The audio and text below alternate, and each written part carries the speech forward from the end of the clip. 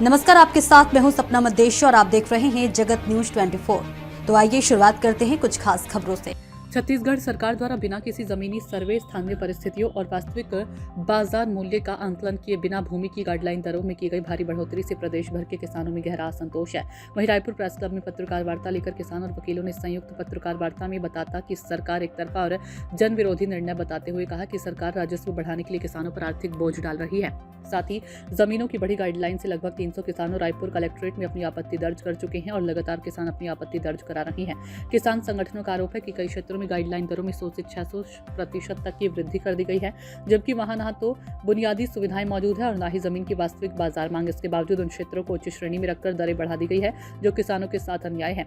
संगठनों का कहना है कि जमीन के रेट बढ़ने से रजिस्ट्री, स्टाम्प ड्यूटी, नामांतरण, बैंक ऋण, पारिवारिक बंटवारे और अन्य कानूनी प्रक्रियाएं महंगी हो गई है। इससे छोटे और मध्यम किसानों के साथ साथ मध्यम व निम्न आय वर्ग के लोगों के साथ साथ जमीन और आवास तक पहुंच लगभग असंभव हो जाएगी।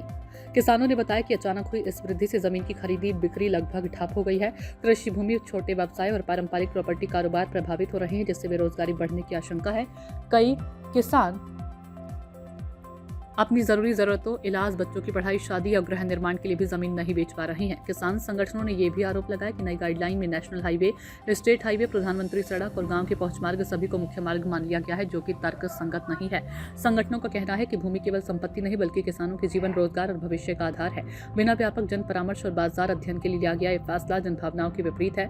इससे न्यायिक विवाद बढ़ेंगे और प्रशासनिक बोझ भी बढ़ेगा। किसानों की प्रमुख मांगे: बढ़ाई गई गाइडलाइन दरों को तत्काल प्रभाव से स्थगित किया जाए, सभी जिलों और क्षेत्रों में वास्तविक जमीनी सर्वे कराया जाए, किसान संगठनों, जनप्रतिनिधियों और विशेषज्ञों से चर्चा के बाद ही नई दरें हों, पुनर्विचार की प्रक्रिया पूरी होने तक पूर्ववर्ती दरों पर ही व्यवहारिक वृद्धि के साथ काम करने की अनुमति दी जाए।